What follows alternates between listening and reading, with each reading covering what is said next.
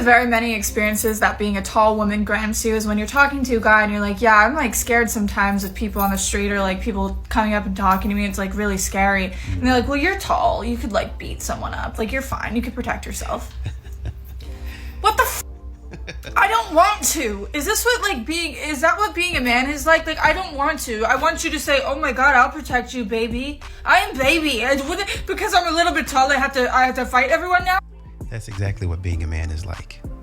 I don't want to, but I don't feel like we still have to, because if not, then society breaks down. So, yes, welcome to a small facet of what it is like to be a man. I can protect myself. I can't. Whatever. 2 nights ago, I was out in Alabama at the bars with my best friend Allison and with my dad. We saw 2 guys that we thought were cute, and my dad was like, why did you say something to them? We were like, no, we don't want to, like, we're nervous, whatever. And so my dad was like, do you want me to bring them over here? We said, yeah. And we were like giggling, we're like, okay. And he goes over and gets them.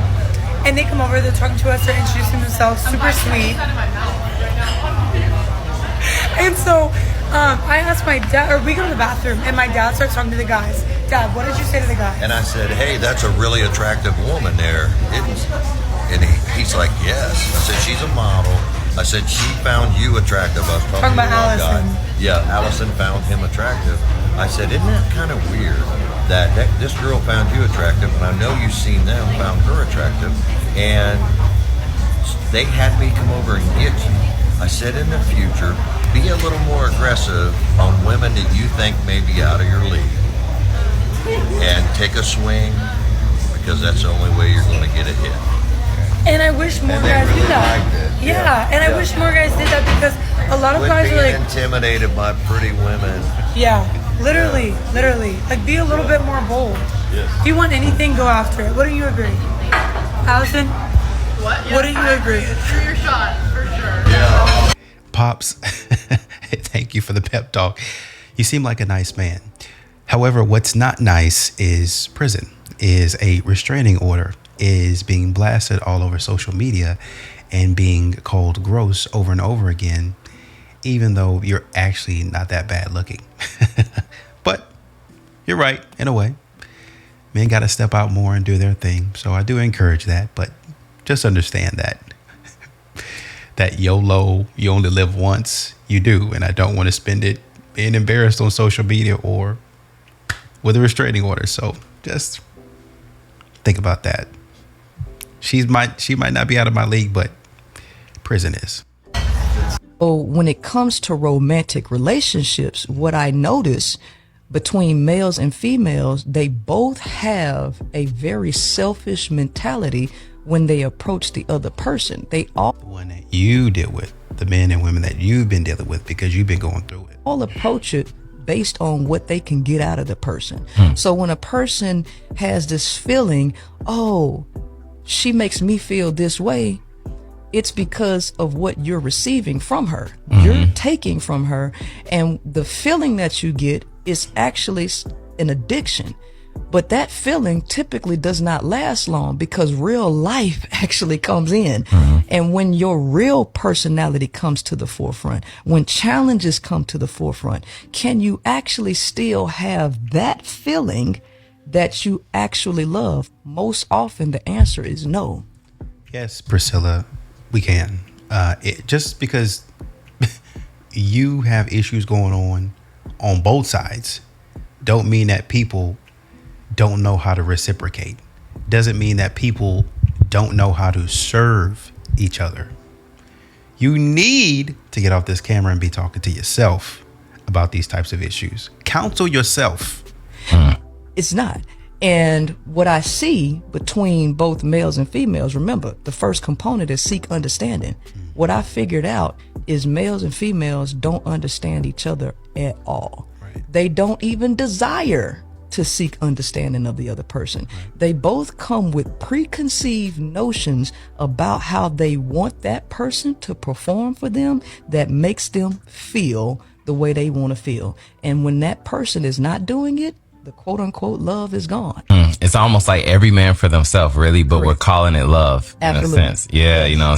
I could agree with that. You have a lot of men and women out here that They say I love you, but they don't really care to do for the other person. Really, the only way a relationship is going to work is if you both are serving each other.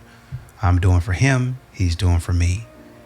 He washes the dishes, I cook. He takes out the trash, I clean the house. He cleans my car and makes sure that everything is good there. I make sure the house is tidy, under control. I take the kids for a little bit. That sort of thing. That's how you work together. And I don't think a lot of people actually recognize that. Saying, What age are women in their prime? In their 20s, duh. 20s. 20s, you can get the most. Y'all hear that? Sprinkle, sprinkle, saying what men in research has said. If you're smart, you can get a lot in 30s and 40s too, but you can get the most in your 20s if you're smart. If you know what I know, you 20 something, you can get way more. Most 20-year-olds are too afraid to ask, don't know what to ask for, don't know that they can get the stuff. You know, when you come on this channel, you know what you can do and you go get it. That's why a lot of guys like to date these younger women, because they don't know what to ask for. They don't even know what to ask for anything until later. But if you learn young, you can be living good young. Or they just like them. They don't know what to ask. They're ignorant. Or they just really connect with that person. You know, couldn't fathom if a man would actually like a woman and really connect with her and say, you know what, I think I want to spend a little bit more time with you. I think I want to spend the rest of my life with you. Can't fathom that. Sometimes you need to ask God to give you the ick over a man, just for your own good, for your own sanity. If you're in a situation where you know a guy is bad for you, but you can't seem to leave him alone because you caught feelings, I'm telling you, pray. Be like you have to pray. Ask God to give you the ick, because you need to become disgusted with the way he's treating you, in order to move on and get over it. So pray to God, because I'm telling you, God is going to come through. That man's going to say something that really rubs you the wrong way, and you're going to get the ick, and you're going to be strong enough to block him on everything. I've done it twice now, and I promise it works. Stay safe. Faith without works is dead. That's what the Bible says. You need to have faith in yourself to get that done. Say, hey, you know what? I don't need to be with him. I don't need to rely on God to do what's common sense. Now you can, and if that's how far you have to go to do that, then I guess by all means. But all this praying and doing all this stuff when, like you said, you know this man is not, I just can't leave him alone. That's called disobedience. That's called ignorance. And you can't help stupid. Can't fix it. If you want to be stupid, you can't fix that. God's not going to be able to fix that. Ain't going to be able to pray that out of you. You got to learn at some point in time, I need to use my brain, the brain that God gave me, and go from there. But whatever you got to do, kudos for that.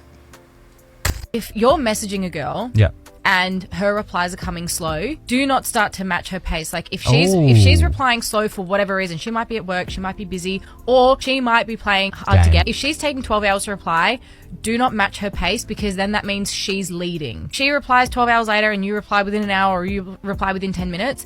If she still takes 12 hours to reply, that's her prerogative. Keep it going for a few days. You will most likely find that she will match your pace, because you are leading, and she will follow, because girls like leaders. Yeah. Girls like masculine men. If you start matching her pace, she's leading. 9 times out of 10, you will find that if you just start replying quicker, her replies will come quicker. You control the pace of the conversation. Girl, shut up. And you shut up over there too. Oh, whoa. She ain't said nothing. What she talk about is stupid. If she's not texting back, that's on her. If she's taking 12 hours to respond, what that got to do with me? You keep up the pace. You force her to text back. I thought I heard some of these women talking about if he wanted to, he would. If she wanted to, she would. I think we can substitute that in right there, and that'll be just fine. Don't sit up here and tell me to keep on texting somebody that's taking a long time to respond. That's what y'all say, right? Oh, these men on these apps ghosted me. Oh man, they don't really want to talk. 12 hours, half a day. You can make time. That's what they keep on telling me. That's what y'all keep on telling me. But modern women with their rings and the aesthetic that they got going on, I told you, they always gonna have the aesthetic, but they gonna have even more than the aesthetic, something stupid to say. Even more than the beauty and the hair parted just right, they gonna have something dumb to say. And you witnessing it in 4K. And he over there like, oh God. That's why you can't get it together, because you listen to the dumb stuff she got saying. You listen to the stupid stuff she got going on. She didn't say nothing. She just said, I will text you whenever I feel like texting you. And if it's my prerogative to do so, you just keep on texting and I'll let you know when I'm interested. I'll let you know when I got time. But be on my schedule. Come whenever I say, and I'll get back to you whenever I can. Absolutely not. If you don't want to be in this relationship, or if you don't even want to talk, you just told me that you didn't want to talk by your actions.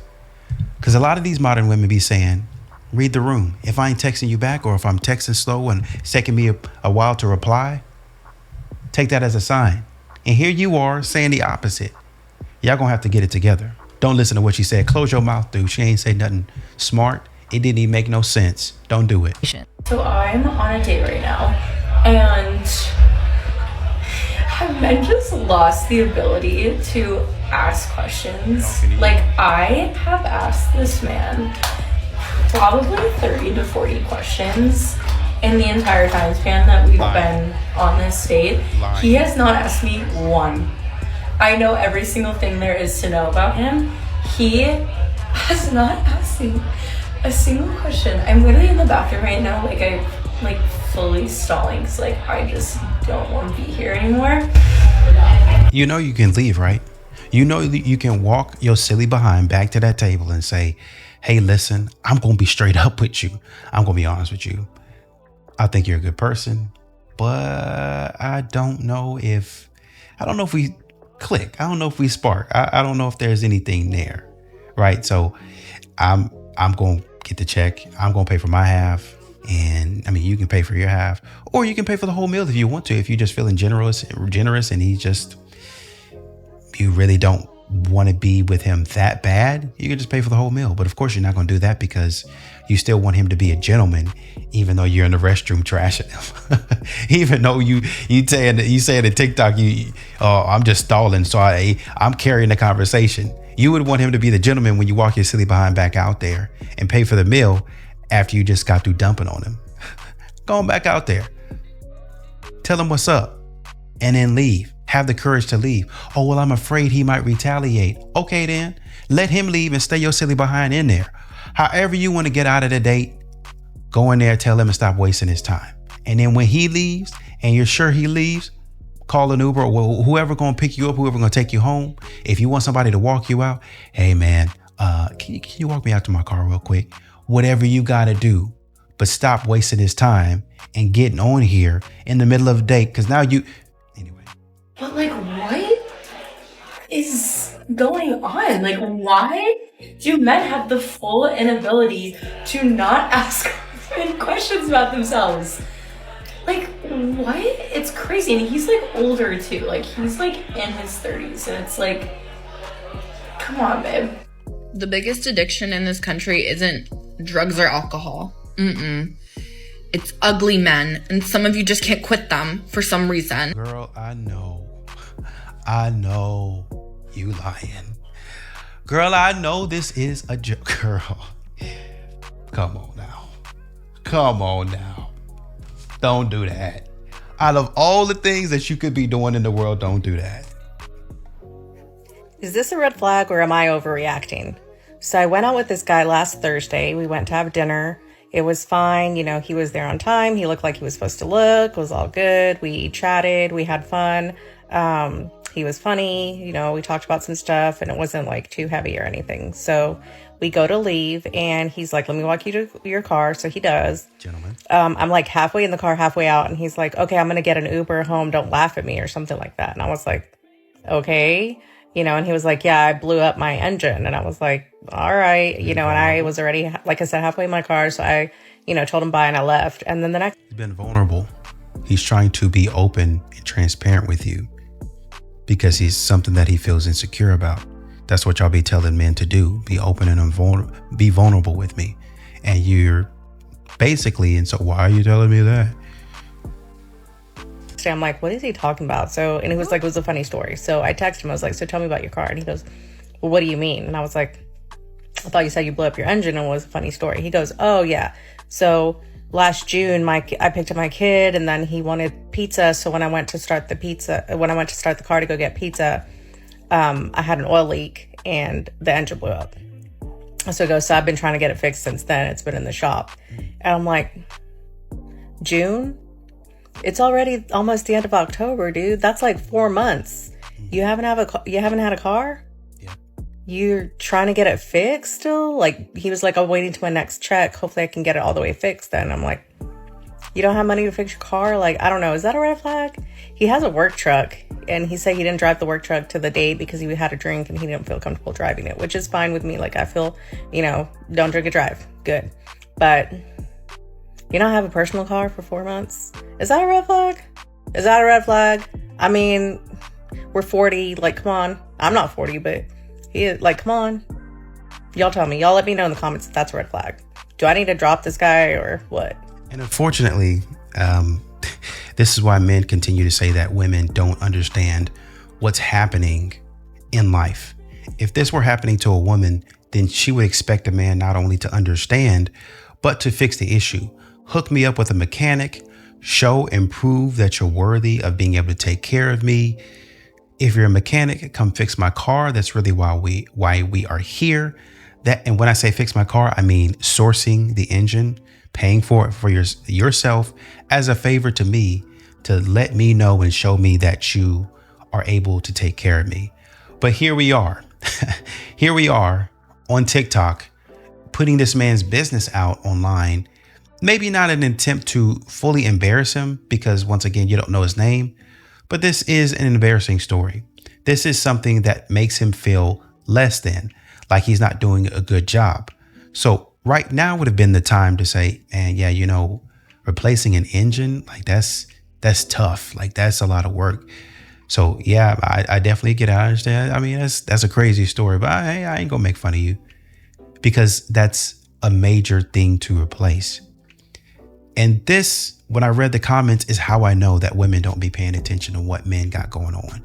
Excuse me, modern women that don't have no clue about how to communicate with a man, have no clue about how to be emotionally intelligent in these situations. The man put his emotions on the line, and you took them and threw them out to everybody to see and judge what he should be like. I looked up the numbers. I already knew. But on average, you have an engine replacement that could cost anywhere from, I say, 1,000 to 10,000. I think it was maybe 2 to 10,000, right? So 2,000 in 4 months, maybe 500.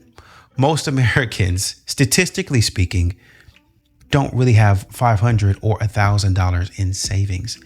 And he has kids. That's going to drain you a little bit. But let's say he had $1,000 in savings to rebuild that engine, and to do that engine, let's say at $10,000, it's about $2,500 over 4 months. 10 divided by 5 would be 2, 4, somewhere around 2,500, somewhere around there. 23. I'll say 23 to 2,600, somewhere around there. Now, if you say that's extreme, maybe it's more around 5,000, 6,000. 5,000, 6,000 in 4 months is going to be somewhere around 1,200, 1,600 a month. Who's got $1,200 to $1,600 lying around in their bank account? Statistically speaking, most Americans. Oh, he ain't got his life together. That's a red flag. It's $1,600. Most people are not going to have that lying around, including women. Shut up and get out of here. So I just got broken up with. I'm back to the streets at 30. About to be 31. We're fine. We're totally fine. Everything is totally fine. Do I want to? Yes. tears? No. Oh. But I was scrolling.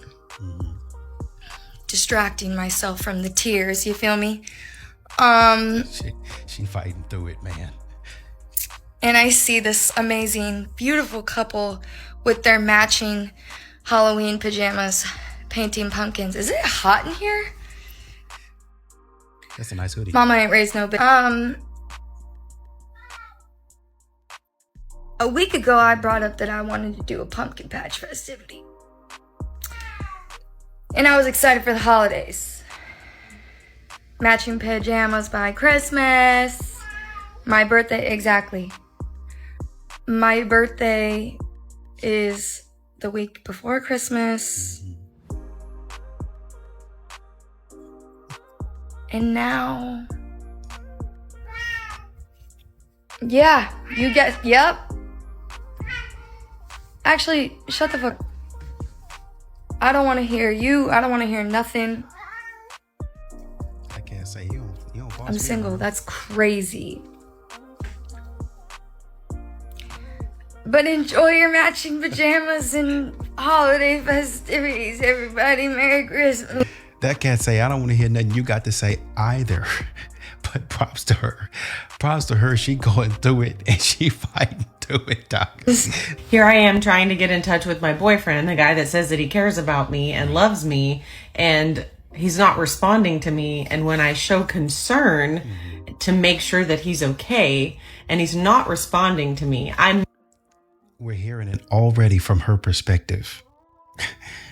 These modern women really know how to tell the story. messaging him the night before, and he's not saying anything. For you to tell me that you were up until 4 o'clock, but you didn't even honor me with a response, I'm not going to relax. That's probably not what's going to happen. Just in case you were wondering.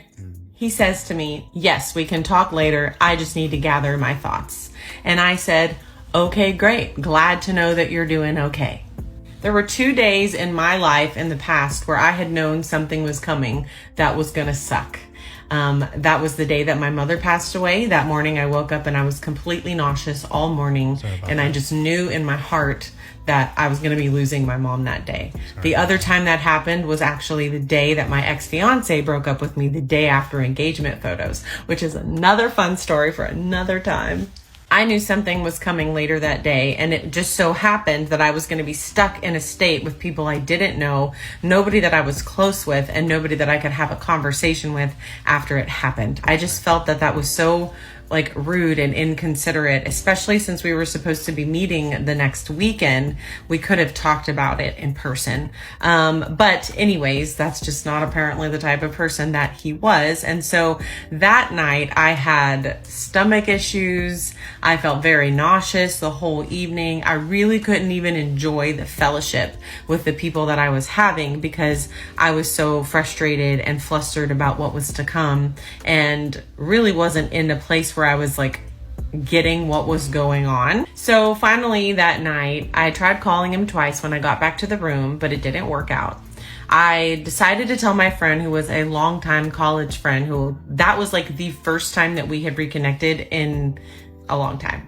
I won't talk about how long I've been out of college. Anyways, so I asked her, what's your advice in this situation? And the only thing she said to me was, I feel like I should tell you not to be the one that unloads first, which would be a change for me. And so I said, okay, I'm going to heed that advice, and I'm not going to unload first. Text messages me and says, I'm helping the boys unload something. I'll call you in a minute. And I said, okay. We get on the call and I said hello, and he said, how are you doing? How was the conference? Tell me everything you wanted to tell me. Kind of just acting sort of normal now at this point. And I tell him what went on. I told him all the things I was excited about and how they wanted to have me back. And he seemed to be very interested in that. And then he said, well, I've got some things on my heart and I'm just going to go ahead and tell you, this is going to suck. I remained calm because I wasn't going to unload first. And I said, shoot. For 1 hour and 45 minutes, I listened to this man talk about himself. Talk about What was he saying? The way that he dates. Talk about the way that he wants to do life. Talk about how he has to be with someone that has this particular trait on lockdown because he has worked on it for so long and he has it on lockdown, and he cannot be with somebody that doesn't have self-ownership. Okay. Listen to him give analogy after analogy that had nothing to do with me when he was explaining needing to be with somebody that had self-ownership. Let him finish. And I said, all right, are you done? Okay. What were the analogies? What was he saying? Because to me, self-ownership would sound like I need somebody who has control over themselves. I need somebody who could, quite honestly speaking, to me, that sounds like I've worked on taking accountability for the things that I do, for the places and the environments that I put myself in. And I really would like to do life with somebody that takes accountability and responsibility for that. And it doesn't necessarily have to be that you're doing anything wrong, but I'm here when I say I'm going to be here. I do this when I say I'm going to do this. And that's how I'm going to get to the next phase of my life, by holding myself accountable, by being disciplined. That's going to create an environment for me to really push and move forward and to do the things that I want to do, because I'm self-aware now. And I know if I'm self-aware, then that's going to lead to be me being more disciplined. If I'm more disciplined, then the further I'll go in life. And I need a partner that's got that on lock as well, because that's really what I need. If I'm self-disciplined and I have to turn around and go get her and worry about her and have to work on her self-discipline, that's going to slow me down. And I don't necessarily want that. That's what that sounds like to me. I would have loved to hear the analogies, but what is she going to say? Okay, I have a few questions. My first question is, can you give me the scenario where I don't have good self-ownership? What drove you to this conclusion about me that I do not have this particular trait that you are saying that is necessary for the person that you're going to be with? I am the first person to admit that I am not perfect. Did you say, I hear that and I validate that? Did you say, well, that's kind of caught me off guard. I didn't know that. Let me think. I'm trying to think of when I don't exhibit that. I'll be honest with you. Can I call you back? You really caught me off guard. I want to think about that. He didn't say that. Instead, you're just like, well, give me an example. Give me a time, which is a fair question, but I think it lends itself to what he's saying. Well, give me a scenario in which I wasn't doing that. He was creating analogies, I think, to say, it's like this. I want you to be this. And I think through the analogies, he was saying, okay, take these analogies and say, have any of these scenarios applied to me? Modern women sure know how to make things personal. When a man says, I don't like women who wear makeup. Well, I only wear a little bit of da. I'm not talking about you. I said I don't like okay, let me rephrase that. I don't like women who wear a lot of makeup. Well, I only put a little. You said you put a little bit on. I'm talking about women who wear clumps, heaps, mounds of makeup. That doesn't include you. So why now, when he's talking about this, can you not take that same trait and say, have I ever been in any of those situations? I think he's asking for a little bit more critical thought, but that is one of a question that is fair. I have a lot of flaws and there are a lot of things that I'm working on, but no one else has ownership over me other than myself. I was investigating to give validity to his reasoning for this crap that he was saying. Genuinely, if he observed something and there was an area that I needed to grow in, I was actually open to hearing his reasoning and what he had to say. When I asked him the scenario that made him think that I didn't have good self-ownership, he went into another analogy. And I said, I don't understand, Schmavid.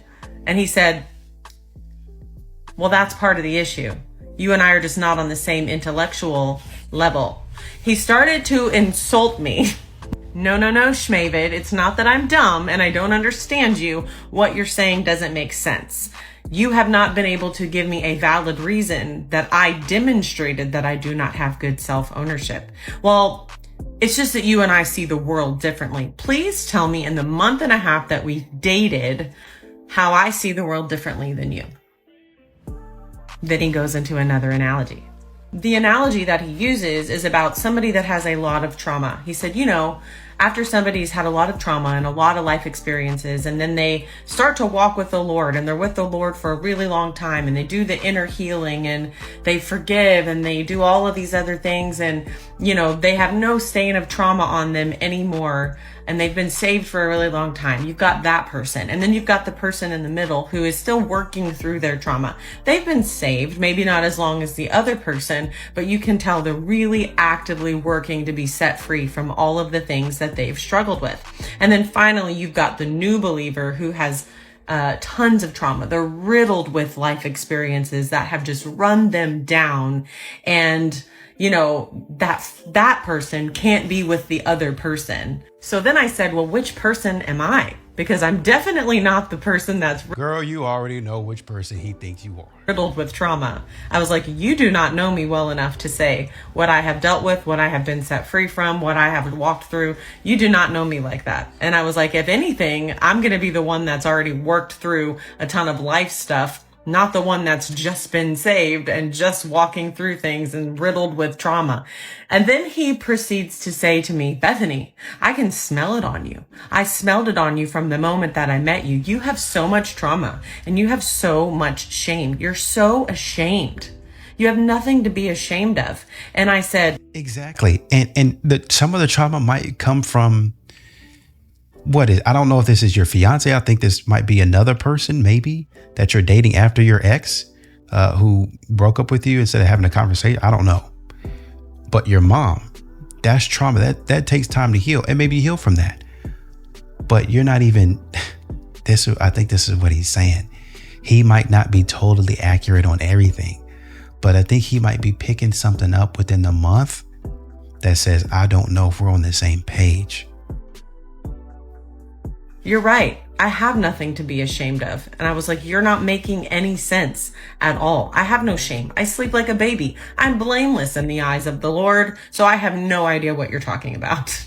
He told me, wow, you're getting really snarky tonight. And he laughed. And I said, well, the thing is that you're sitting here trying to come up with reasons to disqualify me from being good enough to be with you. Like I have to reach some sort of standard. And he was like, no, that's not what I'm doing. I've always said I'm going to leave someone better than I found them. And that's what I'm trying to do here. You are so wonderful, Bethany. You're so valuable, which I'm aware of these things. He was like, you're so... I probably wouldn't say that. That seems, on his part, that seems a little conceited. Like, always trying to I know what he's saying. I try to leave a situation better than I found it.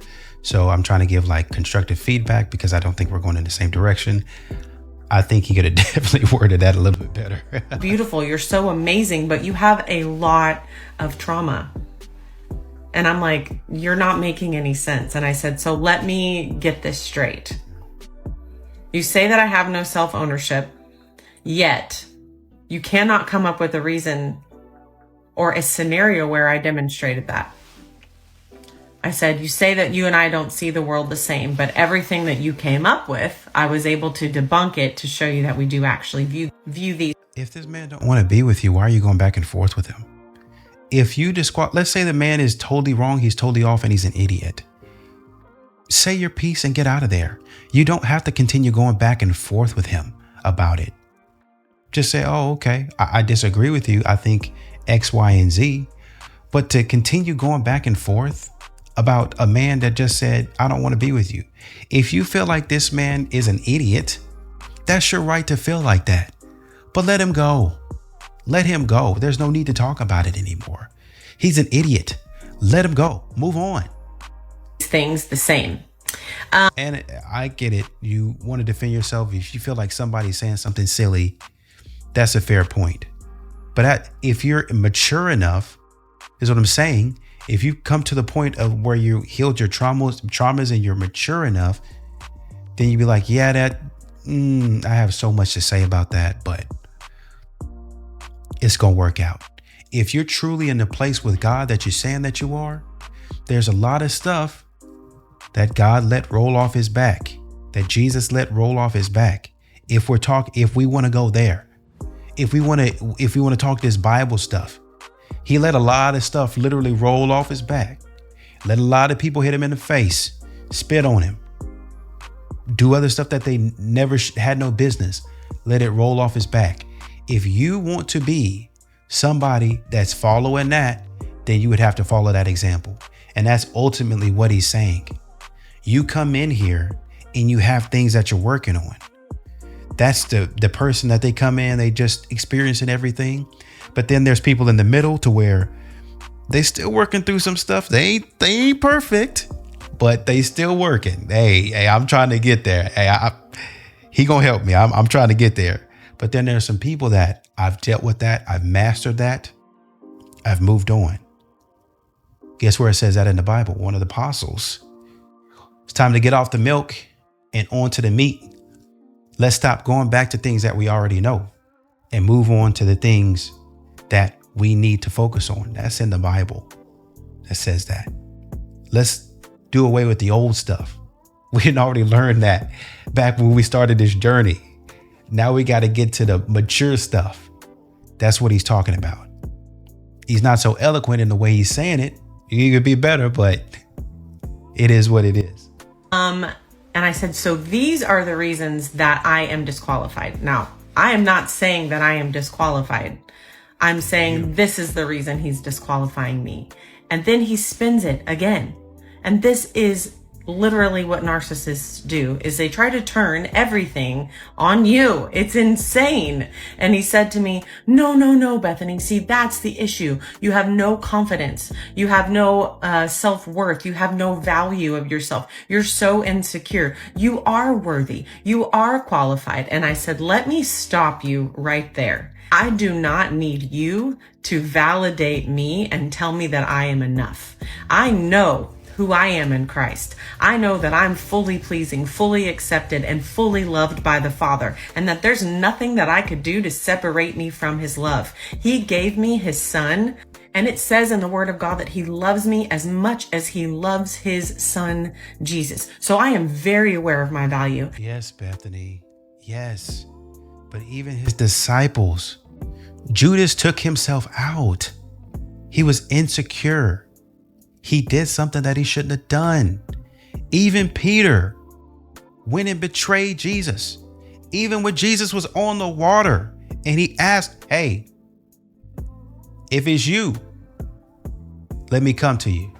And he started walking on the water. He began, if we going to talk this Bible stuff, when Peter stepped out the boat, I'm on the water. I don't know what I'm doing. I doubt myself. Started to sink. Jesus got to grab him up out of there. Amen. Keep your eyes focused. You got it. You stepped out that boat. You had it. Keep your eyes focused. And that's what he's saying to you. If we put the Bible aside and we say for normal people, hey, man, you got it. Don't worry about it. Just keep focused. I need somebody to keep focused. Once again, not very eloquent, not very smooth, but that's what he's saying. I am very aware of how worthy I am. I know that I deserve the best because I'm a daughter of the King. And you cannot sit here and tell me who you think that I am because that's what you've observed. I'm going to tell you what's going on. You're projecting on me through what you are dealing with. If anyone is dealing with shame, it's you. If anyone is dealing with worth or identity, it's you. And let me tell you why I know this, David. My sister did a background check on you. And then his tone completely changed. Maybe.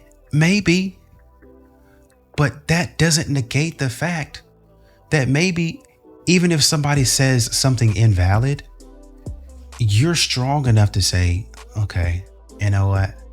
I'm going to take this back. I don't agree with ... But you know what? You be blessed. You have a good life. I appreciate it. get off that phone and don't beat yourself down. I'm thinking about what this man said. Okay, I do need to improve on this. I do need to improve on that. But I don't know what he was talking about. I'm okay in this area. I've worked hard to get on this area. I mean, sometimes people just say stuff to try to bring you down, and that's where I'm going to throw him. Leave him alone. Get off the phone. If you think that this guy is an idiot, go on about yourself and keep it off of social media. People don't need to know your business. They really don't. I think I've just gotten to my end of dating era. And judging by the music, that's not really like a positive thing. It's more of a, I can't do this anymore thing. I just got back from another first date, and since I'm videoing, you can tell that it probably did not go that well. And I felt the need to talk about it. It's incredibly draining, and I met this guy on Hinge, and I don't think people really organically meet hardly at all these days, besides maybe at work. And there definitely were signs that like he was kind of hot and cold, not great with following through on things and getting back to me and stuff, but like there's just no choices, and he wasn't terrible, and the conversation was good. So I pushed myself, you're supposed to just keep trying, just give people a chance. You don't know, you never know, right? You would know by asking questions. So even if they're good people, you would know by asking the questions. That's what you would be screening them for. That's what you would have them on FaceTime for, or phone calls. You would be asking questions. And before the phone call, you would actually think of questions to ask. You would actually have conversations, topics that you bring to the call to see if, and you would think about how to word them in a way that will be acceptable and pleasing to the ear. Well, how will I know if it's going to be acceptable and pleasing to his ear? You think about how you would want a man to talk softly and gently to you, and then you put that out into the atmosphere. It could happen, and it's just like, it doesn't happen for everybody, and we don't talk about that either. It just doesn't work out for everybody. It can't. I'm 37, and trying to date for literal decades is so beyond draining and exhausting. So anyway, I planned most of the logistics for our date tonight. I got all ready and drove 25 minutes out to his neck of the woods to go to a sports bar, which I'm not complaining about. I like going to sports bars. It's nice having like a distraction when you're just meeting someone for the first time. All right. So, we met there, and the conversation was, again, hot and cold, where sometimes it was good and other times he was really distracted. And you're thinking that maybe because we're on the phone, then maybe some people are just not good over text. I hope you had a phone call, but maybe they're just not good over the phone. The energy is going to be there in person. That's a fair point. But I would have still liked you to, if he's that's your answer. If he's exhibiting the behavior right then and there, I would say, I would bring that up. I would, once again, think about how you're going to do it, but I would bring that up and I would ask those questions before I even go out on a date. So what do you think? Why is nobody asking this? Just interested. But again, I'm like, okay, maybe he's nervous. Maybe I'm nervous. You just you're always trying to be patient and ask yourself, like, am I a problem here? Which I appreciate that. And eventually it starts to get busier, and so people are sitting near us. And I also don't mind that, because I feel like having other people to make small talk with next to you really like alleviates a lot of the pressure of like constantly having a conversation going with this new person. But anyway, I end up having these two guys that sit on my right, and the guy I'm on a date with is sitting on my left, and they end up talking about football and pretty much just talking over me for quite a while.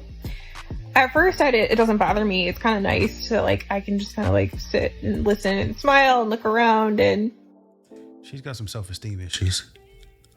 She's got some problems going on with self-esteem. Yeah, man, I'd say you got to get that fixed first. Obviously, there's a way for a man to help in that situation. But it sounds like to me your self-esteem is in the garbage. It's in the trash. You're allowing him to speak over you. He's kind of hot and cold, and it's like, well, let me go see. Sounds like somebody who's like really down on their luck. Like they're really hoping that something's going to work out. I'm 37. It's getting really, really late. I don't want to be 40 by the time I'm just getting married. So I'm trying to make this work out, that sort of thing. Ma'am, if that's going to be how you do it, this is going to get you in a relationship that you're not going to enjoy. And then you guys get married 39, you'll probably be divorced by 42, 43 at this pace. Watch the games and just kind of exist. But then after a while, I'm like, okay, how long is too long before, I try to join in? Because, like, what they're talking about isn't something that I can say too much about. I tried to make a couple, like, funny, like, totes comments and stuff like that to just kind of try to engage in the conversation, but, like, show that I don't really have much to contribute to that. So anyway, I think about after 15, 20 minutes, I decided that I had had enough, and I was just, it's a very sad, lonely realization when you realize you put all this effort and time and energy into like coming to meet up with somebody that you were just hoping that maybe you could like go on a second date with them. Expectations are not high. And realizing that you feel more alone sitting next to them in a bar, a crowded bar, than you did before you got there. Right. And so I ended up I kind of like gathered up my stuff very slowly to see if he would notice, and sat there for a minute with like my purse in my lap and like clearly like ready to like get up and go. And he didn't really like pay any attention. And so I just kind of stood up and was like, I'm gonna go. And I don't even know what he said, if he said okay or what, but like he didn't try to stop me or anything. He didn't ask or so I just left, and that was that. And I get it. And like I said, man, the slowly, and I just wanted to work. You got to work on your self-esteem. Like you're trying to force this right now. Let him go. He don't seem interested in you. Let him go. Like, don't do this to yourself, man. You're not going to enjoy it. He's not going to enjoy it. I wish y'all wouldn't have gone out there in person, because I feel like you already knew over the phone that he was doing this, and this is an indicator, and I wish you would have taken that as a sign, but it is what it is. Don't let him go, man. Like, I understand that you really want it to happen, but this ain't it. It's not this one thing. It's like all of them combined, and right. All of the energy and the effort you put into it. And it's so much more than just this one time. And so I really can't handle any more like positive comments about like, just look at it like you're going to meet a friend, or, it'll happen when it happens, or, just try to be positive and give people a chance. And, and it's just like, you have to, I just am at that point where I have to stop. I can't keep trying, and I'm trying to accept and build this life that it's okay if I'm single. But again, it's not enough. It's not fulfilling. So I don't really know what to do, because I can't, for my mental health sake, I can't keep trying. It's so hopeless. It's so draining. It makes you feel so absolutely worthless and unlovable. But then like your life isn't fulfilling on its own. So what do you do? What do people like that do? Because no matter how much effort I put into building this like life that I'm trying to like be happy on my own as I am, I'm not. And it's not enough, and it's hard. It's not an easy life. But I also just, I give up. I have nothing left to give.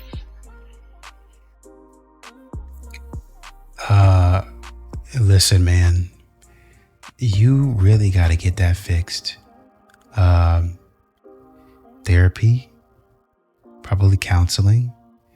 It sounds like you're turning more into a depressive state. One thing that's kind of alarming is you're like, well, my life isn't fulfilling.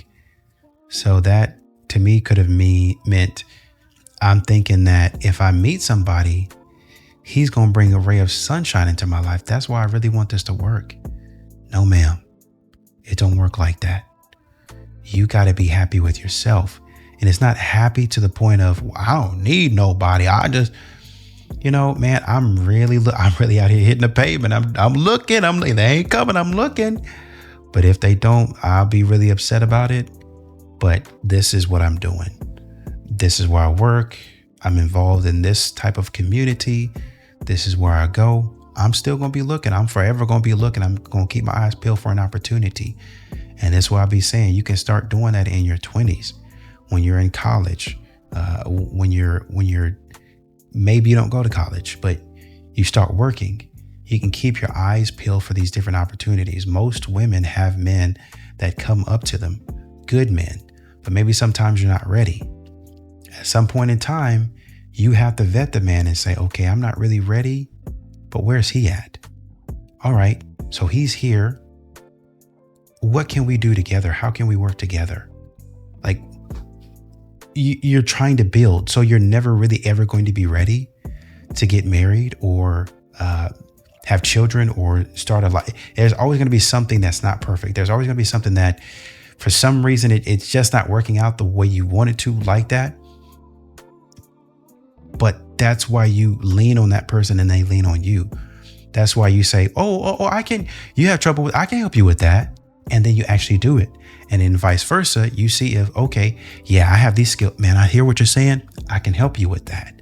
Right? Like say for instance, there's a situation, my wife window, we were dating at that point in time. My wife window busted out and she was freaking, I just gave my money over here and I just spent this over here with and I don't know where to. And I said, I can help with that. I didn't say it. I didn't tell her that, but I said, okay, well, hold on. Let me see if I can find somebody and you keep it, because I think she was thinking of somebody and they were too expensive.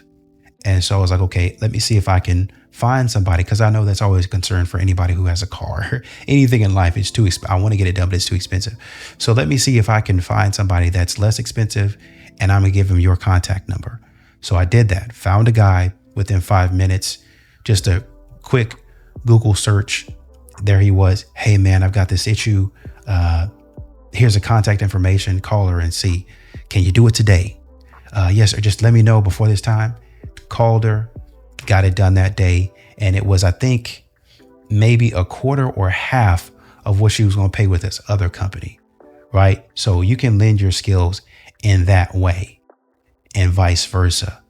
But this thinking that they just going to pull you along and you're just going to be happy with, and it's just going to be just like that. No, you're going to have to do some work. You're going to have to build. You're going to have to put time into it. And you're going to feel like a lot of times, sometimes walking out of it, it ain't just, I just want to be single. So I just say, hey man, keep your head up. It's frustrating. I understand it, but really try to take the sign, be intentional, but you would have intentionally heard, hey, he don't seem like he really want this. And I would have listened. Me personally, I would have listened to that. But anyway, that's just my opinion. Sorry for the long video. Yeah, hope everything works out for you. But until the next video, I'm out.